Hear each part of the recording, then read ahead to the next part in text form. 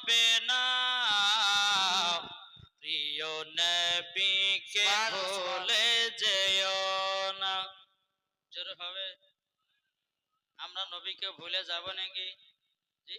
বলতেছে নবী ছাড়াও জান্নাত পাবে না প্রিয় নবীকে ভুলে যেও না। নবী ছাড়াও জান্নাত পাবে না প্রিয় নবীকে ভুলে যেও না। আল্লাহ তাআলা বলেন কোরআনে, আল্লাহ তাআলা বলেন কোরআনে,